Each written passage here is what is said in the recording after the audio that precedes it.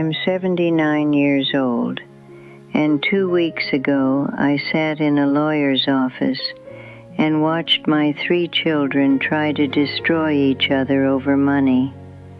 My money. Money I earned. Money my husband and I built over 54 years of marriage. And they didn't know that I was watching them audition for the biggest disappointment of their lives, because I had a plan. I've had it for 3 years. I just needed to see their faces one last time before I pulled the trigger. I needed to be sure. And oh, they made sure for me. They made it so easy I almost felt bad. Almost. My name is Gloria, and this is the story of how my children showed me exactly who they are when they thought I wasn't paying attention, and what I did about it. Let me start where it actually started. Not in the lawyer's office, not with the money. It started with a phone call. 3 years ago, I was 76. I'd just been diagnosed with a heart condition.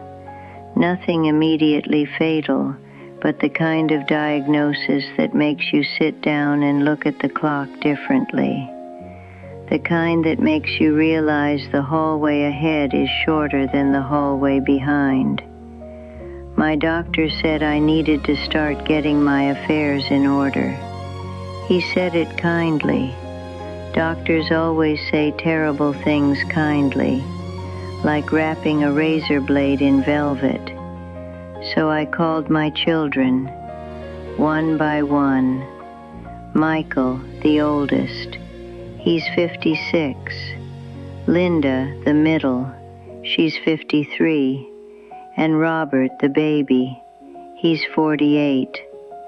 I told each of them the same thing. Mom has a heart condition.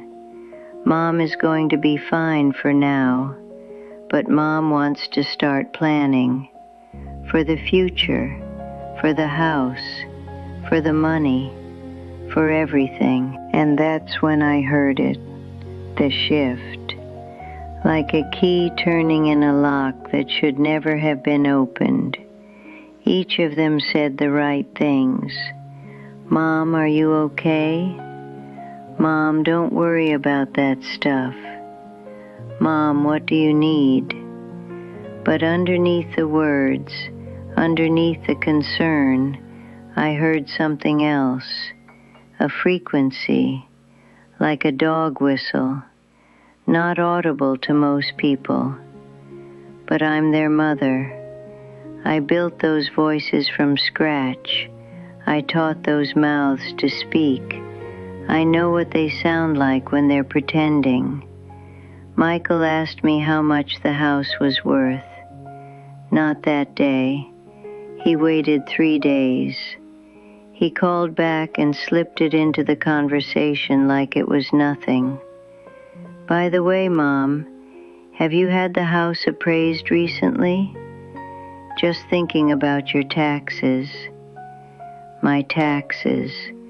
Michael hasn't cared about my taxes since the day he stopped filing as my dependent. But he cared about the house.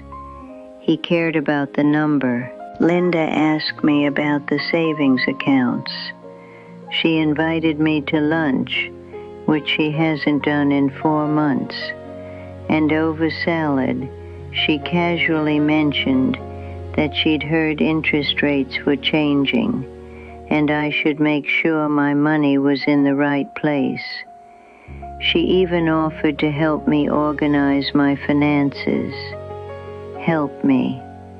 Linda, who calls me twice a month for 12 minutes because I've timed them, suddenly wanted to spend afternoons going through my bank statements. Robert was the most honest about it, which I suppose I respect. He called me and said, Mom, have you thought about a will? Direct, no pretense, no salad, just the question. I said, "Yes, Robert, I have a will." He said, "Good. Is it updated?" Updated. Like I'm a software program that needs a patch. And that's when I decided, not what I was going to do. I already knew what I was going to do, but that I was going to take my time. I was going to watch. I was going to give them 3 years of rope and see exactly what they did with it. Because a mother knows her children in the light, but you don't truly know someone until you see them in the dark. And money is the darkest room there is. Over the next 3 years, I watched, quietly, like a woman knitting in a corner while the house burns around her. I watched Michael come to visit more often, not to see me, to see the house. He'd walk through the rooms, and I'd catch him looking, measuring, calculating. He'd say things like, "Mom, this kitchen could really use an update," or, "You know, this neighborhood has really gone up in value." He wasn't talking to me.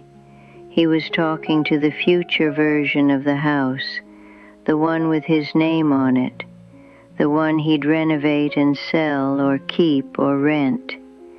I was just the obstacle between him and the floor plan. I watched Linda get closer. Suddenly she was calling every week, then twice a week. She bought me a new phone so we could video chat. Sweet, right? Until I realized the phone was her way of checking on me, not on my health, on my existence. She needed to know I was still here, still breathing, still holding the assets in place until the transfer could happen. Every video call was a wellness check disguised as affection. I'd see her eyes scan the room behind me, looking for changes, looking for signs. Is Mom getting worse? Is it time yet? Robert was different. Robert didn't pretend. Robert got angry. He called me one night, 2 years ago, and told me he was in financial trouble. The business was struggling. His wife had medical bills. He needed $40,000. Not a loan, a gift. He said, "Mom, you're going to leave me money anyway. Why not give it to me now when I actually need it?" The logic was so clean it was almost elegant. Why wait for you to die when I can have the money while you're alive? At least he had the decency to say it out loud. I said no, not yet. I told him I needed to think about it. He got quiet. Then he got cold. The calls dropped from weekly to monthly. Robert was punishing me for not dying fast enough, for not opening my wallet on command, for being a mother who still had the audacity to be alive and inconvenient. And during all of this, do you know what none of them did? Not one of them. None of them asked how I was feeling. Not really. Not the way you ask when you actually want to know.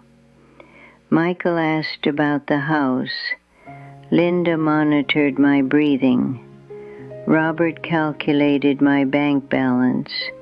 But nobody, not one single person I brought into this world, sat down beside me and said, "Mom, are you scared?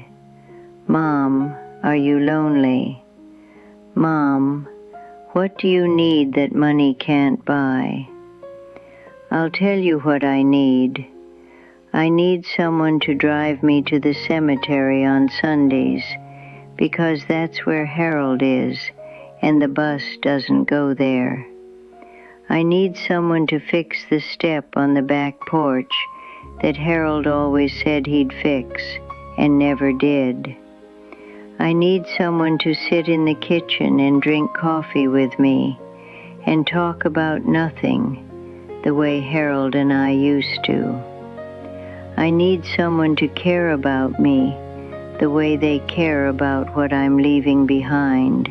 But that's not what I got. What I got was a performance, 3 performances, and I watched all 3 with a patience that would make a saint nervous. Now let me tell you about the lawyer's office. 2 weeks ago, I called all 3 of them and said, I'm ready to discuss the estate. I use that word on purpose, estate. It sounds important. It sounds like there's something worth fighting over. And there is. Harold and I built more than they know. The house, the savings, the investments Harold made in the 80s that I never told them about. The property up north that's been sitting there appreciating for 30 years. They think they know what I have. They don't. They know about maybe half, and that half was enough to turn them into strangers. Imagine what the whole number would do. They showed up to the lawyer's office like it was Christmas morning. Michael wore a suit. He never wears a suit unless money is involved. Linda brought a notebook, like she was taking minutes at a board meeting. Robert arrived first. First time in his life Robert's been early for anything involving his mother. They sat in a row on one side of the table. I sat on the other side with my lawyer, Mr. Donovan. Good man, sharp. I've been working with him for 3 years on this. He knows everything. He knows the plan. Mr. Donovan started by reading the overview of the estate, and I watched their faces. I watched the way Michael's eyes widened when the number was bigger than he expected. I watched Linda's pen stop moving. I watched Robert lean forward in his chair, like a dog hearing a can opener. They had no idea. The house, the savings, the investments, the property. When Mr. Donovan finished reading the total, the room was silent. The kind of silence that isn't empty, the kind that's full of math. Then it started. Michael spoke first. He always does. He said, as the oldest, I think the house should go to me. I've always taken care of the property. I've been there the most. That was true. He'd been there the most. Looking, measuring, calculating the square footage of his inheritance. Linda said, the house should be sold and the money split equally. That's the fairest option. Fair. Linda didn't care about fair. Linda cared about liquid. She wanted cash. Cash doesn't need repairs. Cash doesn't need property taxes. Cash goes directly into an account. Robert said, I think Mom should distribute some of the estate now, while she's alive. There's no point sitting on money she doesn't need. Money I don't need.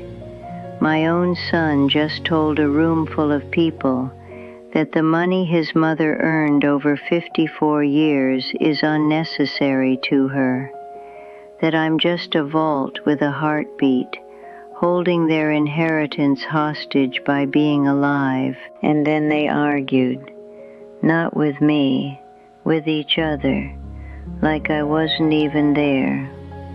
Michael told Linda she only cared about money. Linda told Michael he only cared about the house. Robert told both of them they were hypocrites who'd been circling me like vultures for 3 years. He was right about that, of course. He just didn't realize he was one of the vultures. They raised their voices. Michael pointed his finger. Linda slammed her notebook shut. Robert stood up. 56, 53, and 48 years old. And they were fighting like children in a playground over a toy they hadn't earned and didn't deserve. In front of their mother, who was sitting right there, watching, quiet, with a plan. Mr. Donovan let them go for about 4 minutes. Then he cleared his throat and said, "Mrs. Patterson has already made her decisions. Perhaps you'd like to hear them." Silence. Immediate. Total. Like someone pulled the plug on a machine. They sat down. They looked at me. For the first time in that entire meeting, they actually looked at me. Not at the estate. At me. I stood up. I didn't need to. But I wanted to. I wanted to be on my feet for this. I said, "I've listened to the 3 of you for the last hour talk about my house, my money, and my things like I'm already dead. I'm not dead. I'm standing right here, and I have something to tell you." I looked at Michael. I said, "Michael, you visited 14 times in the last year. I counted. 11 of those times you mentioned the house, its value, its condition, its potential. 3 times you asked how I was feeling. 3 times out of 14. You don't want a mother. You want a deed." I looked at Linda. I said, "Linda, you called me 87 times in the last year. I counted those too. Average call length, 11.5 minutes. You never once asked me if I was lonely. You never once offered to take me to the cemetery. You never once sat with me for more than an hour. You don't want a mother. You want a notification when the account becomes available." I looked at Robert. I said, "Robert, you asked me for $40,000 2 years ago, and when I said I needed to think about it, you disappeared for 2 months. 2 months. Like I was a bank that declined your loan application. You don't want a mother. You want an ATM with a heartbeat." The room was so quiet I could hear the clock on the wall. Tick, tick, tick, like a countdown. I said, "Now here's what's going to happen." I nodded to Mr. Donovan. He opened a folder. Inside were the documents I'd been preparing for 3 years. Every detail, every dollar, every decision. All mine, all legal, all final. I said, "The house is being sold. None of you are getting it." Michael's face went white. "The money from the house plus 60% of the savings and investments is going into a trust. That trust will fund 3 things.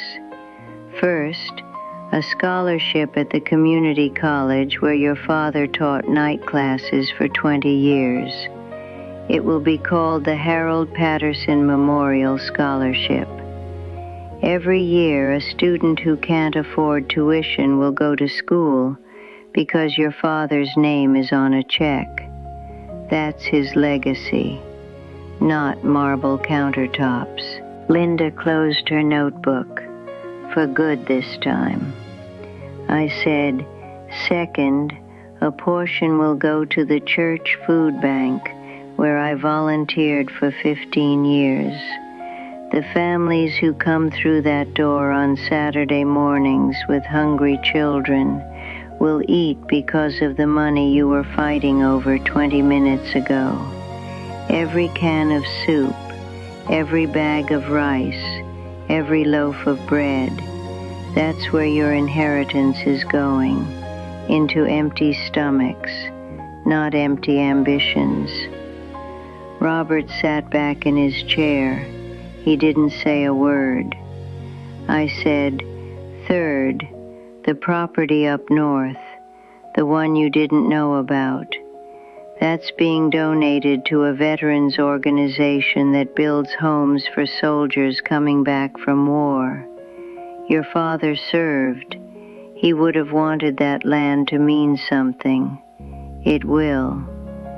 I paused. I let the silence do its work.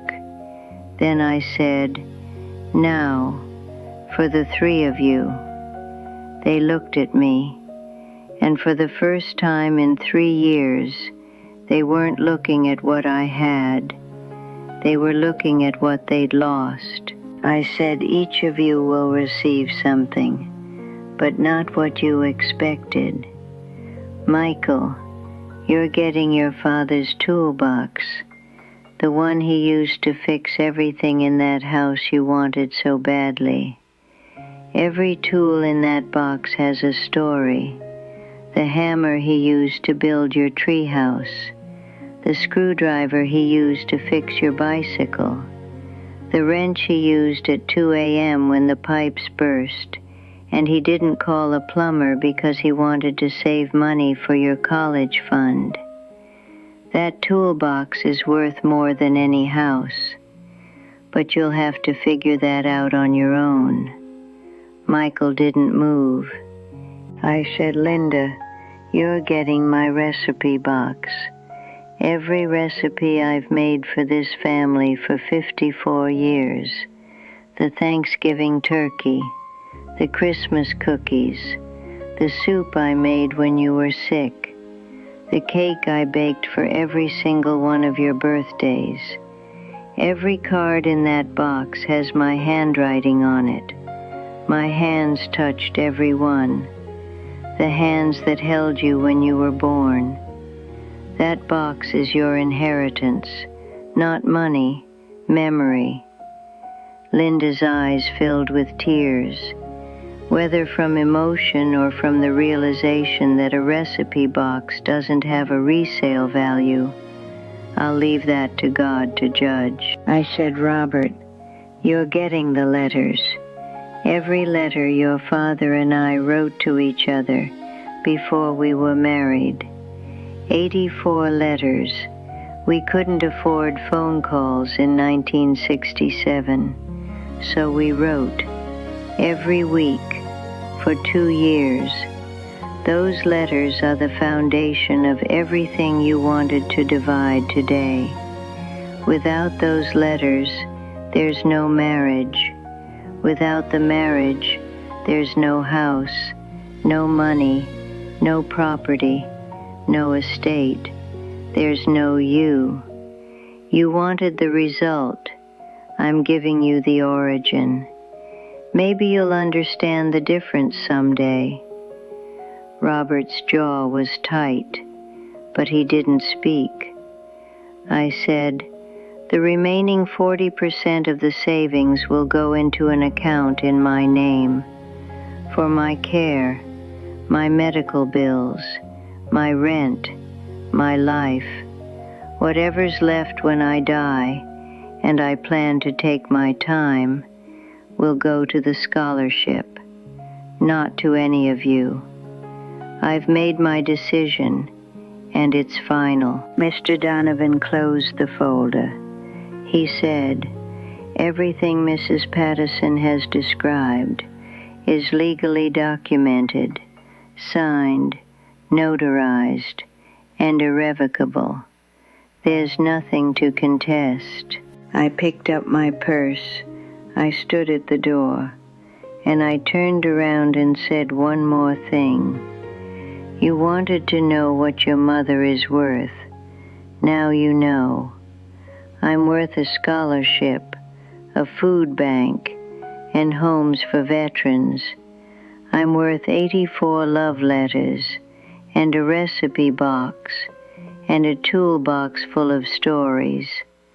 I'm worth more than a number on a piece of paper, and so was your father. And if it takes you the rest of your lives to understand that, then I've done my job as your mother, even if I failed at everything else. I walked out. I didn't look back. I went home. I heated up soup. I sat at my kitchen table, and I talked to Harold's photo the way I do every night. I said, Harold, I think they finally heard me. And I swear his smile in that photo got a little wider. But maybe that's just the light. Now, I need to tell you something, because this story isn't over, and the ending isn't what you think. Thomas called me the next morning. Michael, my Michael, the one who measured the house, the one who counted the square footage. He called me at 7 a.m. He was crying. He said, Mom, I opened the toolbox last night. Dad's handwriting is on the inside of the lid. He wrote, for Michael, build something that matters. I never knew that was there. I never looked. He cried for 10 minutes on the phone. I let him. Then he said, Mom, can I come fix your back porch step? I said, it's been broken for 6 years, Michael. He said, I know. I should have come sooner. He came that afternoon. He fixed the step. He stayed for dinner. He didn't mention the house once. Not once. We ate soup. We talked about his father. He told me a story I'd never heard about Harold teaching him to use a saw when he was 8, and how Harold said, measure twice, cut once. That's not just for wood, son. That's for everything. Linda came the following weekend. She brought her daughter. They cooked from the recipe box, the Thanksgiving turkey recipe, in March. Nobody cared that it wasn't Thanksgiving. They cooked it and we ate it, and Linda's daughter said, Grandma, your handwriting is so pretty. And Linda looked at me and mouthed, I'm sorry. 2 words, but these ones had weight. Robert hasn't called, not yet. But Mr. Donovan tells me Robert's wife called the office asking about the letters. She wants Robert to read them. I think she understands something Robert doesn't yet, but he'll get there. He's stubborn, like his father. Stubborn men take the longest to learn, but when they learn, it sticks. I didn't do what I did to punish my children. I know it looks that way. It probably sounds that way. But punishment would have been giving them nothing and telling them why. What I did was different. I gave them something they couldn't sell, something they couldn't split, something that had no market value but infinite worth. I gave them their parents, the real us, not the house, not the bank account, the toolbox and the recipes and the letters, the things that money can't measure and lawyers can't divide. I wanted them to hold their father's hammer and remember. I wanted them to read his words and understand. I wanted them to taste their mother's soup and know that love isn't something you inherit. It's something you receive every day in small doses, in handwritten notes and fixed bicycle chains, and 2 a.m. pipe repairs, and Saturday morning food banks. I'm 79 years old. My heart is tired. My body is slow. But my mind is clear, clearer than it's ever been. And I know exactly what I'm leaving behind. Not money, not property, not an estate. A scholarship with Harold's name on it. Full stomachs on Saturday mornings. A roof over a veteran's head. A toolbox with a message inside the lid. A box of recipes in my handwriting. And 84 letters that prove two people once loved each other enough to build a world. That's my inheritance, and it's worth more than anything they could have split in a lawyer's office. I'm going to go heat up my soup now and talk to Harold. Good night.